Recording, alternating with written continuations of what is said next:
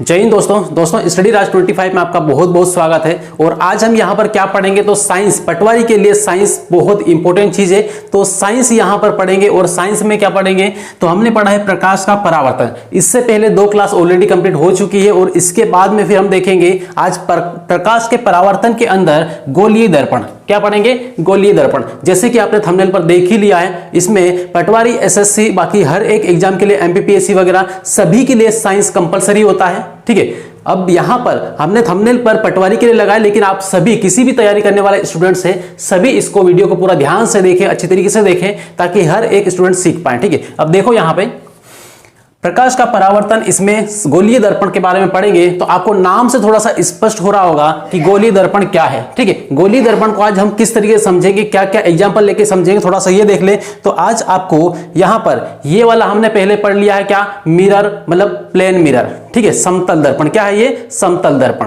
Right, अब इससे reflection कैसे होता है तो यहां पे किरण उधर से आएगी, टकरा के उधर की साइड जाएगी। ठीक है, बच्चे इससे खेलते हैं अधिकतर। ठीक, किसी और को छिड़ाने के लिए इस तरीके से किसी के ऊपर इसकी लाइट वगैरह फोकस करने के लिए बच्चे ये इसकी प्रैक्टिस करते रहते हैं, मतलब खेलते रहते हैं। राइट, तो ये है प्लेन दर्पण। कौन सा है? प्लेन मिरर है। ठीक है, लेकिन आज हम पढ़ेंगे कौन सा? गोलीय दर्पण। ठीक, तो गोलीय दर्पण, इसमें आप ये चम्मच की स्पून की मदद से आप गोलीय दर्पण को अच्छी तरीके से समझ सकते हैं। ठीक है, आपको बताऊंगा इससे कैसे समझना है। राइट, तो देखो अब यहां पे स्टार्ट करते हैं और सबसे पहले ये देखते हैं कि गोलीय दर्पण है क्या। राइट, गोलीय दर्पण क्या होता है। तो गोलीय दर्पण के बारे में बात करें तो सबसे पहला वाला जो पॉइंट है, दर्पण जिसका परावर्तक पृष्ठ गोलीय हो, मतलब एक ऐसा दर्पण जिसका परावर्तक पृष्ठ गोलीय हो। परावर्तक पृष्ठ का मतलब क्या होता है? परावर्तक पृष्ठ का मतलब ये होता है कि मान लो कोई पृष्ठ है जिसके ऊपर प्रकाश की किरण आई और उस पृष्ठ ने उस प्रकाश की किरण को वापस लौटा दिया। ठीक है, तो ऐसे पृष्ठ को हम क्या बोलेंगे? परावर्तक पृष्ठ। जो आने वाली चीज को वापस लौटा दे, परावर्तित कर दे। राइट, उसको क्या बोलेंगे? परावर्तक पृष्ठ बोलेंगे। तो इस तरीके से एक ऐसा दर्पण हो जिसका परावर्तक पृष्ठ कैसा हो? गोलीय हो। राइट, मतलब सीधे सीधे ये बोले कि ऐसा दर्पण जो किसी गोले के एक भाग से बना हुआ है, गोलीय दर्पण कहलाता है। सिंपल है। ठीक है, एक ऐसा दर्पण जो गोले के किसी एक भाग से बना हो, गोलीय दर्पण कहलाता है। देखो अब यहां पर ये क्या है तो यहां पर ये है गोलीय, एक गोला है। ठीक, क्या है? गोला है। अब गोले में इसका केंद्र भी होता है, इसकी त्रिज्या भी होती है, ये आपको पता है अच्छी तरीके से, मैथ्स में काफी पढ़ा है। तो यहां पर ये गोला है, एक थोड़ा सा अंडाकार है लेकिन ये गोला है। ठीक है, तो यहां पर इसका क्या होता है, ये एक त्रिज्या होती है r, और इधर से यहां पर से ये नापेंगे केंद्र की, ये केंद्र क्या है? c है। ठीक है, अब यहां से यहां की बोलेंगे तो ये भी क्या है? त्रिज्या r है। ठीक, तो इस तरीके से ये गोला है और इस गोले से ही एक दर्पण बनता है। ठीक है, जिसको हम गोलीय दर्पण बोलेंगे। अब यहां पर ये गोले को बीच में से यहां से काट देते हैं, इस तरीके से यहां से काट दिया तो ये 2 अलग अलग भागों में कन्वर्ट हो गया। ठीक है, यहां से ये 2 अलग भाग हो गए, इस तरीके से हो गए। राइट, तो इस तरीके से एक भाग को हमने यहां पर रख लिया, दूसरे वाले भाग को यहां पर रख लिया। अब इससे दर्पण कैसे बनेगा? ठीक है, यहां पर ये देखें तो देखो, कभी भी कोई भी दर्पण बनाना है, कोई भी मिरर बनाना है तो उसके राइट साइड में क्या करते हैं? कलाई करते हैं। ठीक है, राइट साइड में जो कलर वगैरह, रेड ऑक्साइड वगैरह है वो लगाते हैं, और जो लेफ्ट साइड का जो सतह होती है उसको बोलते हैं परावर्तक तल। उसको क्या बोलेंगे? परावर्तक तल। मतलब यहां पे ये है कि ये जो इधर वाला जो हिस्सा है, इससे यदि कोई दर्पण बनाना है तो आपको यहां पे कलाई करना पड़ेगा, इधर की साइड। ठीक है, इधर की साइड पेंट करना पड़ेगा। ठीक, अब वो किसी तरीके से अलग अलग हो सकता है, जैसे कि समतल दर्पण होता है उसमें सिल्वर का इनका करते हैं, सिल्वर ब्रोमाइड वगैरह का इस्तेमाल करते हैं। ठीक है, बाकी गोलीय दर्पण इसमें अलग अलग वो करते हैं, जैसे पारे का लेप भी करते हैं, पारे की कलाई भी करते हैं। ठीक, इस तरीके से होता है अलग अलग, आगे चल के पूरा बताऊंगा डिटेल में। ठीक है, अभी यहाँ पे ये देखें कि ये जो इसको यदि दर्पण बनाया जाए तो यहाँ पर ये जो आगे वाला जो भाग है, ये वाला भाग, ये इसका क्या है? ये परावर्तक तल है। परावर्तक पृष्ठ बोलेंगे या फिर तल बोलेंगे। ठीक है, परावर्तक पृष्ठ या फिर परावर्तक तल बोलेंगे। अब इसके बाद में फिर हम बात करें इस वाले भाग को, तो इस वाले ये वाला भाग यहां पे रखा है। अब इसमें भी किधर की साइड कलर करना है या पेंट करना है, कलाई करना है, तो राइट साइड में करना है। ठीक है, तो इधर की साइड में करेंगे ये कलाई। ठीक, इस तरीके से ये कर दिया तो ये वाला जो ये पृष्ठ है, इधर वाला ये वाला पृष्ठ क्या हुआ? तो ये हुआ परावर्तक पृष्ठ। ठीक है, इधर की साइड वाला जो बिना कलाई वाला है। ठीक है, तो इस तरीके से ये लेफ्ट हैंड साइड, इधर वाला क्या है? Left hand side. तो लेफ्ट हैंड साइड वाला पृष्ठ हमेशा क्या होता है? ये होता है परावर्तक पृष्ठ। ठीक है, परावर्तक पृष्ठ। तो इस तरीके से यहां पे ये है परावर्तक पृष्ठ, परावर्तक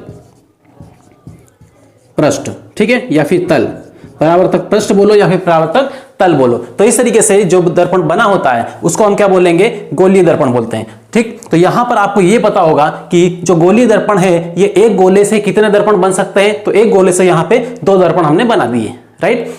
अब यहां पे देखो तो गोलीय दर्पण के प्रकार, गोलीय दर्पण के कितने प्रकार होते हैं, तो यहां पे टाइप्स देख लेंगे, ठीक है, टाइप्स देखेंगे। तो गोलीय दर्पण के प्रकार कितने होते हैं, तो सबसे पहले देखिए यहां पे उत्तल दर्पण होता है, ठीक है, मैंने केवल उत्तल लिखा है तो उत्तल दर्पण है, और यहां पर अवतल है तो अवतल दर्पण है, ठीक है, दर्पण है, दर्पण की बात कर रहे हैं, दर्पण टॉपिक पढ़ रहे हैं तो इसलिए यहां पे ये दर्पण नहीं लिखा मैंने। तो उत्तल दर्पण और ये अवतल दर्पण है, राइट। अब यहां पर एक तरफ बनेगा ये उत्तल दर्पण और उधर वाला क्या होगा, उत्तल दर्पण, राइट। अब ये कैसे पहचान में आएगा, हम कैसे पहचान पाएंगे कौन सा दर्पण उत्तल है कौन सा अवतल है, ठीक है। तो इसको बहुत आसानी से आपको समझना है, और यहां पे ये जो स्पून है, इस स्पून को देख लो तो यहां पे इसका जो एक पृष्ठ है, इसका इधर वाला जो पृष्ठ है ये उभरा हुआ है, ठीक है, उभरा हुआ है, मतलब ये क्या है, उत्तल है। जो उभरा हुआ पृष्ठ है वो उत्तल है, ठीक है। इसका जो परावर्तक पृष्ठ कैसा रहता है, उत्तल का, उभरा हुआ रहता है। और बाकी इधर की साइड वाला, इधर की साइड देख ले तो ये पृष्ठ कैसा है, दबा हुआ है, कैसा है, दबा हुआ, अंदर धंसा हुआ है। तो अंदर धंसा हुआ यदि परावर्तक पृष्ठ है जिससे किरण आके टकरा के वापस लौट जाती है, तो इस टाइप का जो पृष्ठ है इसको हम बोलेंगे अवतल दर्पण, ठीक है। ये क्या होगा, अवतल दर्पण, जो उभरा हुआ है इसको उत्तल दर्पण, ठीक है। तो इस तरीके से यहां पे उत्तल और इधर वाला अवतल, ठीक। तो अब इसको सिंपल याद रखने के लिए आपको क्या करना है, थोड़ा सा आपको और ट्रिक बता दे रहा हूं ताकि उससे आप बिल्कुल भी नहीं भूलेंगे, कंफ्यूजन भी नहीं होंगे, ठीक है, बिल्कुल कंफ्यूज होने की कोई जरूरत नहीं। अब यहां पर आप उत्तल को बोलो और अवतल को बोलो। उत्तल को सबसे पहले बोलेंगे उत्तल, ठीक है, उत्तल। तो इस तरीके से उत्तल को बोलने में थोड़े से आवाज ऊंची हो रही है, ठीक है, थोड़ा सा उसमें दम लग रहा है। तो इस तरीके से थोड़ा सा आवाज में उभार आ रहा है, मतलब क्या है, उभरा हुआ सतह वाला। तो उभरा हुआ क्या है, उत्तल, ऊ, ठीक है, ऊ मतलब उत्तल दर्पण। तो इस तरीके से यहां पे उत्तल दर्पण होगा। और अब बोलो यहां पे अवतल दर्पण। तो अवतल दर्पण का पृष्ठ कैसा होता है, दबा हुआ होता है, ठीक है। अवतल दर्पण का पृष्ठ कैसा होता है, इस तरीके से दबा हुआ होता है, ठीक है।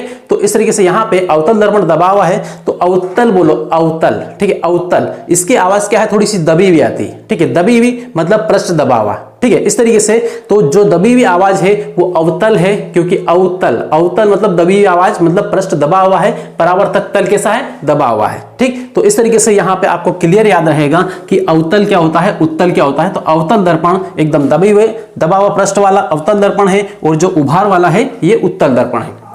इतना क्लियर हुआ। अब इसके बाद फिर यहां पर देखें तो अब इधर आगे बात करें तो इसके बारे में, यहां पे जो उत्तल दर्पण होता है, ये उत्तल दर्पण कैसा होता है, तो ये अपसारी लेंस होता है, ठीक है, अपसारी लेंस नहीं, अपसारी दर्पण होता है, ठीक है। लेंस के बारे में बाद में बात करेंगे। तो यहां पर अपसारी लेंस होता है, और इधर ये वाला जो अवतल दर्पण होता है ये अभिसारी लेंस होता है, अभिसारी दर्पण होता है, ठीक है, अभिसारी, अभिसारी, ठीक। तो इस तरीके से यहां पे इनको, ये वाला जो पॉइंट है ये मोस्ट इंपोर्टेंट पॉइंट है, क्योंकि इससे जुड़े हुए क्वेश्चन वगैरह पूछ लेते हैं कि कौन सा जो दर्पण है वो अभिसारी है, कौन सा अपसारी है, ठीक है, इस तरीके से दे देते हैं। तो देखो यहां पर ये उत्तल लेंस, ये उत्तल दर्पण कौन सा है, उत्तल दर्पण कौन सा है, अपसारी है। अपसारी का मतलब क्या होता है, थोड़ा सा ये देखें। अपसारी का मतलब ये होता है कि यदि कोई उस अवतल दर्पण के ऊपर प्रकाश की किरणें आती है तो उन किरणों को क्या करता है, वो फैला देता है, उन किरणों को क्या करता है, फैला देता है, ठीक, फैला देता है। और जो प्रतिबिंब बनता है उसको छोटा कर देता है। प्रतिबिंब कैसा कर देता है, छोटा कर देता है। तो इस तरीके से जो बहुत बड़ी चीज को एक छोटे रूप में दिखा सकता है वो उत्तल दर्पण है, ठीक है। किरणों को सिकुड़ देता है, और किरणों को सिकुड़ता नहीं, फैला देता है। तो इस तरीके से यहां पे लिख दे रहा हूं मैं, किरणें क्या होगी, फैलेगी,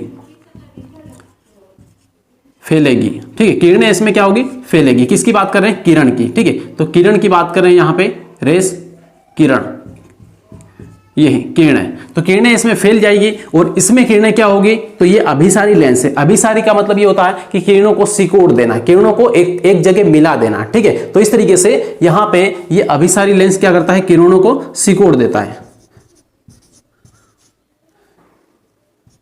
सिकुड़ना, ठीक है, सिकुड़ना। इस तरीके से यहां पे देख लेना है, ठीक है, अभिसारी और ये लेंस, ठीक है। तो सिकुड़ता है या फिर सिकोड़ता है, इस तरीके से यहां पे लिख देना है, या फिर सबको इकट्ठा करता है, ठीक है। सारी किरणों क्या करता है, इकट्ठा करता है। आपने कई बार प्रैक्टिकल किया होगा, जब शुरुआत में आपने कोई बचपन में मतलब एक कंपोस्ट लिया, एक बॉक्स लिया, ठीक है, जिसमें पेंसिल रबर वगैरह सब कुछ रखते हैं, उसमें जब नया लाते हैं तो उसमें एक कांच भी आता है, एक लेंस भी आता है, ठीक है। उसमें क्या होता है, उसमें अवतल उत्तल दोनों लगे रहते हैं, ठीक है। लेकिन जब हम सूर्य की किरणों में उसको कांच को रखते हैं और नीचे कागज रखते हैं तो सूर्य की किरणें उसके ऊपर आएगी तो क्या होगा, जो अवतल दर्पण नीचे की साइड लगा होता है, ऊपर की साइड उत्तल दर्पण लगा होता है, ठीक, दोनों तरफ उभरा हुआ रहता है। तो अंदर की साइड क्या होता है, एक साइड उत्तल एक साइड अवतल होता है। तो इस तरीके से जब किरणें जब उस पर आएगी तो अवतल दर्पण पर जब पड़ेगी तो किरणों को क्या करेगा, सिकोड़ देगा। सिकोड़ने के बाद में एक बिंदी के रूप में, एक पॉइंट के रूप में उस कागज के ऊपर गिराएगा, और बिंदी के रूप में जहां पर कागज पे गिराएगा वो बिंदी क्या करेगी, उसमें पूरी उष्मा एक जगह एकत्रित हो जाएगी, जिसकी वजह से वो कागज जल जाएगा। ये प्रैक्टिकल आपने काफी किया है, ठीक है। तो इस तरीके से यहाँ पे ये है, तो ये कौन जलाने का काम कौन करता है, ये कागज को, तो ये करता है अवतल दर्पण, ठीक है। तो इस तरीके से कागज वाला प्रैक्टिकल आपने किया है, सिकुड़ने वाला, और उत्तल दर्पण फैला देता है, राइट।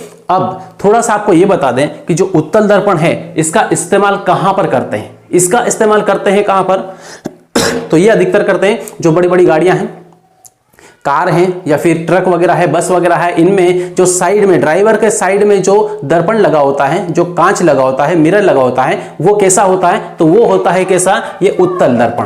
कैसा होता है, उत्तल दर्पण। क्यों, क्योंकि उत्तल दर्पण करता क्या है, जो बहुत बड़ी चीज को एक छोटे से रूप में दिखा देता है। पीछे से कोई बहुत बड़ा ट्रक आ रहा है, ठीक है, ट्रक तो काफी बड़ा है, लेकिन वो दर्पण कितना है, छोटा सा रहता है, इतना सा, ठीक है। तो इस तरीके से बहुत बड़े ट्रक को एक छोटे से रूप में दिखा देता है, इस तरीके से दर्पण काम करता है, ठीक है। तो उत्तल दर्पण किसी वस्तु को कैसे दिखाएगा, तो बड़ी सी वस्तु को एक छोटे रूप में दिखा देगा, राइट। और उसी का उल्टा देख लो, तो यहां पर जो अवतल की बात करें तो अवतल क्या करेगा, एक छोटी सी चीज को बड़ा करके दिखा देगा, छोटी सी चीज को क्या करेगा, थोड़ा सा बड़ा करके, साइज से बड़ा करके दिखा देगा, राइट। जैसे आप मान लो से कि कहीं भी कोई जो दाढ़ी बनाने वाला कांच होता है, ठीक है, या फिर और कोई लेंस होता है, तो कांच जो दाढ़ी बनाने वाला कांच होता है, या फिर सर्च लाइट होती है, या फिर जो गाड़ियां हैं, मोटरसाइकिल वगैरह, इनकी हेडलाइट होती है, इनमें कौन सा दर्पण होता है, तो इसमें दर्पण जो होता है वो होता है अवतल दर्पण।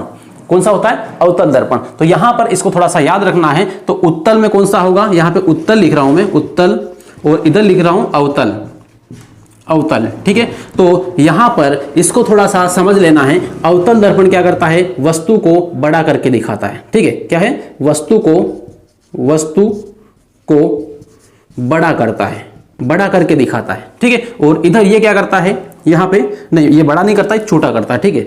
यहां पे उत्तल दर्पण क्या करता है, वस्तु को छोटा करके दिखाता है, और जो अवतल होता है ये बड़ा करके दिखाता है, ठीक है। तो अवतल दर्पण ये वस्तु को बड़ा करके दिखाता है, बड़ा करके दिखाता है, ठीक है, बड़ा दिखाता है। तो इस तरीके से यहां पे इसको ध्यान रखना है, कौन सा दर्पण है जो वस्तु को बड़ा करके दिखाएगा, कौन सा छोटा करके दिखाएगा, ठीक है। तो उत्तल क्या करेगा, वस्तु को छोटा करके दिखाएगा, और अवतल बड़ा करके दिखाएगा, ठीक। अब यहां पे कहां पर प्रयोग होता है इसका, तो प्रयोग देख लें थोड़ा सा, प्रयोग बोले या फिर उपयोग बोलो, उपयोग। तो इसमें उपयोग कहां पर होता है ये देख ले थोड़ा सा, ठीक है। तो उपयोग की बात करें तो उत्तल दर्पण का जो उपयोग होता है ये कहां पर होता है, अभी मैंने बताया जो गाड़ियां होती है, गाड़ियों में कौन सा ट्रक वगैरह, कार ले लो या फिर बस वगैरह ले लो, तो उसमें ये साइड दर्पण के रूप में, ठीक है। तो ट्रक, यहां पे लिख दे रहा हूं ट्रक, कार और बस, ट्रक, कार और बस, इनके साइड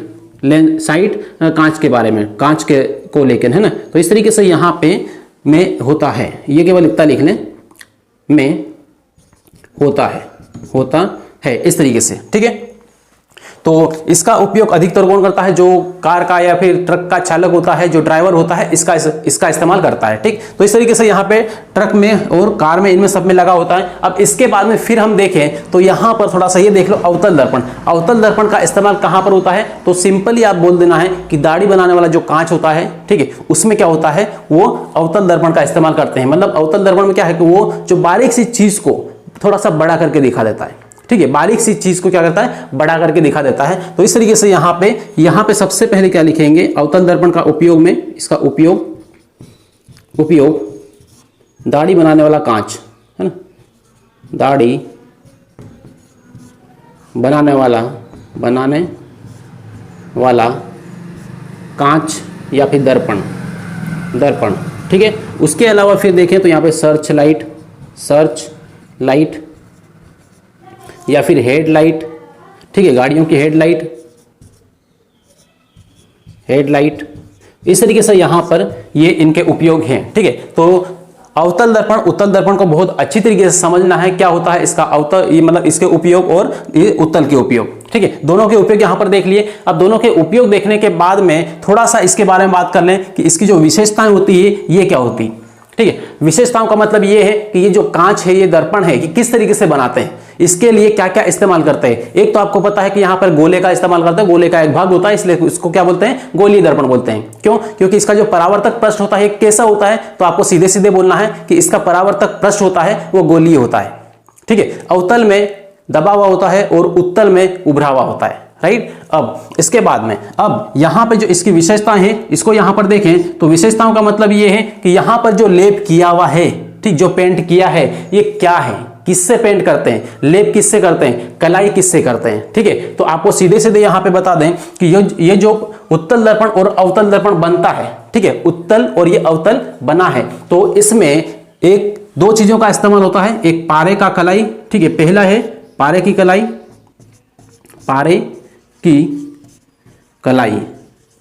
पारे की कलाई की जाती है, और दूसरा इसके ऊपर रेड ऑक्साइड का लेप किया जाता है, रेड ऑक्साइड, ठीक है, रेड ऑक्साइड का लेप होता है, लेप किया जाता है, ठीक है, जाता है। तो इस तरीके से यहां पर ये दो चीजें आपको विशेषताओं में याद रखना है। अब विशेषताओं में क्या है, तो विशेषताओं में पारे की कलाई और रेड ऑक्साइड का लेप किया जाता है। आपने कई बार कांच के ऊपर देखा होगा, ठीक है, जो प्लेन मिरर होता है इस टाइप का, इसके ऊपर यहां पे ये व्हाइट है थोड़ा सा, ठीक है, हल्का, और उसके बाद में इसमें कई बार आपने रेड भी देखा होगा, तो इस पर अलग अलग कलर होते हैं, ठीक है। लेकिन जो अवतल दर्पण होता है, उत्तल दर्पण होता है, इसमें क्या होता है, इसमें पारे का लेप करने के बाद में ऊपर रेड ऑक्साइड लगा देते हैं, ठीक है। तो पीछे का जो भाग आपको कैसा दिखाई देगा, वो थोड़ा सा रेड दिखाई देगा। क्यों? क्योंकि वहां पे रेड ऑक्साइड होता है, राइट। तो इस तरीके से यहां पे पारे की कलाई और रेड ऑक्साइड का इस्तेमाल करते हैं, ये इस तरीके से ये बना होता है,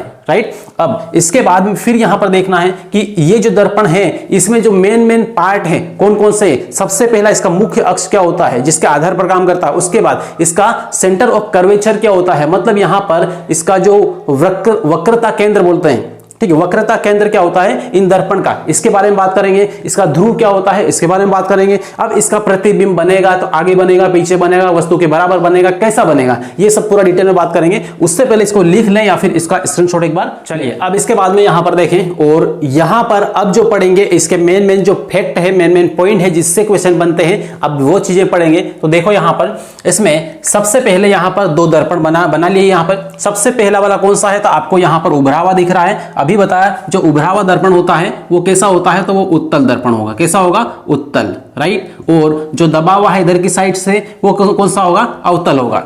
इतना आपको क्लियर है। अब इसके बाद फिर यहां पर आपको देखना है, तो यहां पे सबसे पहले क्या लिखा है, इसको थोड़ा सा देख लें। सबसे पहले यहां पर लिखा है ध्रुव, जिसको आप इंग्लिश में बोलेंगे पोल, ठीक है, ध्रुव या पोल। तो पोल क्या होता है या फिर ध्रुव क्या होता है, ये कहां पर होता है और किस तरीके से होता है, थोड़ा सा ये देख लें, इसकी अवस्थिति देख लें, ठीक है। अब देखो यहां पर दर्पण पे आ जाओ, और इसमें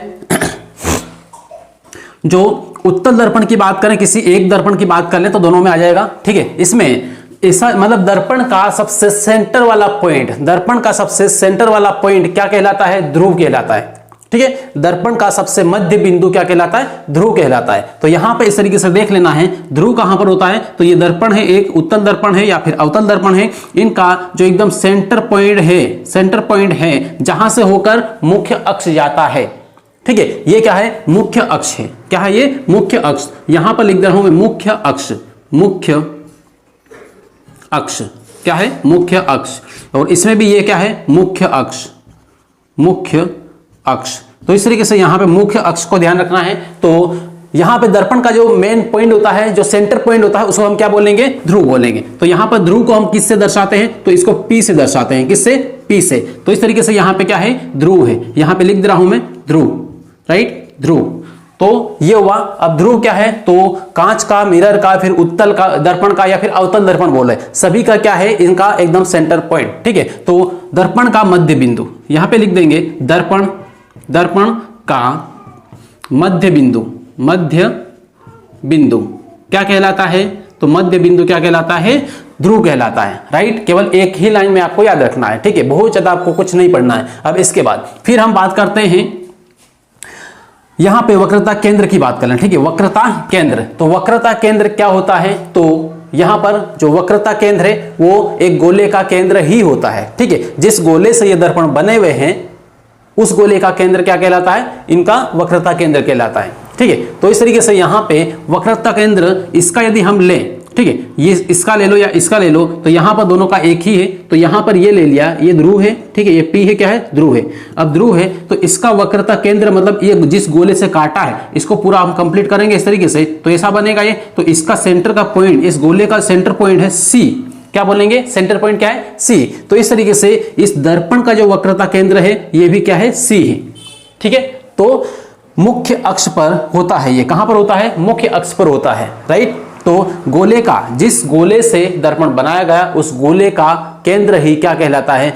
दर्पण का वक्रता केंद्र कहलाता है। ठीक है, तो इस तरीके से यहां पे इसको लिख लेंगे और बाकी यहां पे थोड़ा सा ध्यान रखना है, गोले का केंद्र। ठीक, तो यहां पे लिख लें गोले का केंद्र, गोले का केंद्र, ये गोले का केंद्र, केंद्र जिससे दर्पण बना है। ठीक है, जिससे दर्पण बनाया गया। ठीक है, उस गोले का केंद्र होता है। ठीक, तो इस तरीके से यहां पे ये दर्पण का केंद्र हुआ। अब इसके बाद में फिर देखें आगे, तो अगला वाला पॉइंट क्या है? अगला वाला पॉइंट ये है मुख्य अक्ष। मुख्य अक्ष क्या है? ठीक है, तो इसका जो मेन एक्सिस होता है ये क्या होता है? तो मुख्य अक्ष अभी मैंने बताया, ये वाली जो लाइन है इसको क्या बोलेंगे? मुख्य अक्ष बोलेंगे। ठीक है, तो इसका केंद्र यहां पर है, तो उत्तल दर्पण का केंद्र कहां पर होगा? इधर की साइड होगा, ये C। ठीक है, C यहां पर होगा।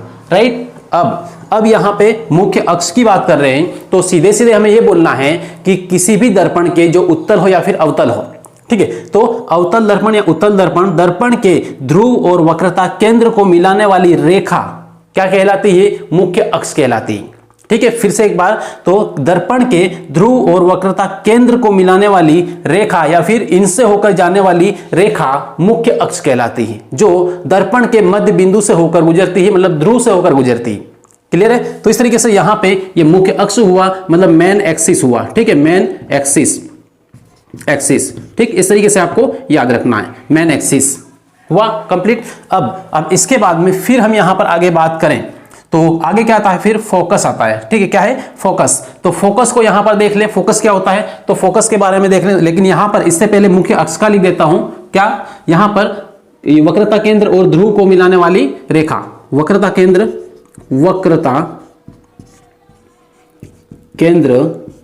व ध्रुव को मिलाने वाली या फिर इनसे होकर जाने वाली, ध्रुव से होकर जाने वाली कैसी रेखा है? तो ये काल्पनिक रेखा है। ठीक है, रियल में नहीं होता है, ये काल्पनिक रेखा है, इसको केवल अनुमान लगाते हैं, मान लेते हैं। ठीक है, तो जाने वाली काल्पनिक रेखा,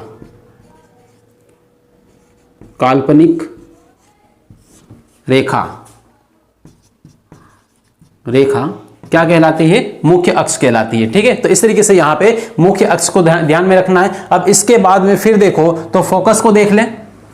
अब फोकस क्या होता है? फोकस वो पॉइंट होता है जो मेन एक्सिस पर होता है, मतलब ये मुख्य अक्ष के ऊपर होता है। अब मुख्य अक्ष ये वाला है, इसी के ऊपर कहीं पर होता है। अब कहां पर होता है? तो वक्रता केंद्र और ध्रुव के एकदम बीच में पॉइंट होता है। ठीक है, उसे हम क्या बोलेंगे? फोकस पॉइंट बोलेंगे, फोकस बिंदु बोलेंगे। तो वक्रता केंद्र और दर्पण के ध्रुव के बीच का या मध्य का पॉइंट क्या कहलाता है? दर्पण का ध्रुव, ये फोकस कहलाता है। ठीक है, तो यहां पे हम लिख देंगे क्या? फोकस। इसको F से दर्शाते हैं। राइट, तो इस तरीके से यहां पे क्या हुआ? ये फोकस हुआ कहां पर? दर्पण के ध्रुव और केंद्र के बीच में। तो यहां पर लिख देते हैं दर्पण का एक तरफ ध्रुव है, ये ध्रुव, और यहां पर एक लाइन जा रही है और इधर की साइड क्या है? यहां पे ध्रुव नहीं, यहां पर क्या लिख लें? यहां पर केंद्र लिख लें। ठीक है, केंद्र, वक्रता केंद्र, और यहां पर क्या है? ध्रुव है। यहां पे क्या है? ध्रुव है, और इन दोनों के बीच में एकदम यहां पर एक पॉइंट है जिसको हम बोलेंगे फोकस। क्या बोलेंगे?